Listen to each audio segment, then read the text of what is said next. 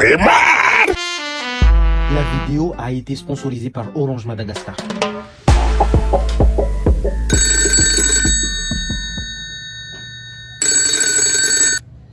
Allô, mon frère. Tsy mahafaly zalahy teo madame nakiky sida zalahy Tovy sery. nalefa mbily be ndraiky izy ke Ouais. ia zegny zalahy fampilazana amin'andre namagna Zegny. ke pitapitao amin'andre namagna ndraiky avagna beky samy mariny feky Ja. Okej det. ok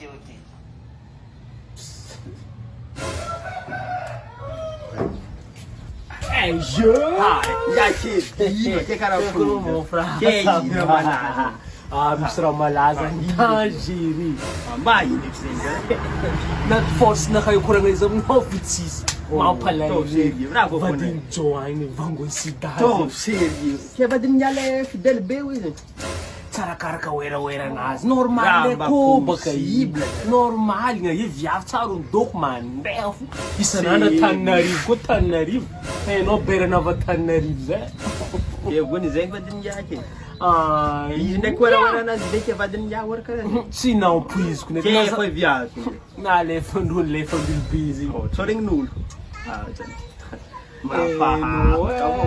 Sida mampalahelo izy aminao tsy arakaraka le oeraoeranao izy raha mandava Vavany olo ito malo arany tokiky fidèle mariny vady.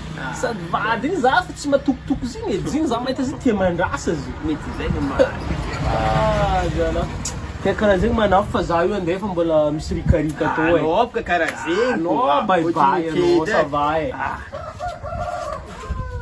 A few moments later. fananova mandamandany Pare izy koa volagny kely taminato izy. Hoe vadinao zany sida izy. Nalefa milo be amizay izy ty. sida karakory Da izy zegny volagny kely na zany sida mba ty joiny nalefa milo be izy ke. sakiny manafony taminah tegna le fiagnana namagna nefa mirampirala mandra masaka manta tegna sida Sida.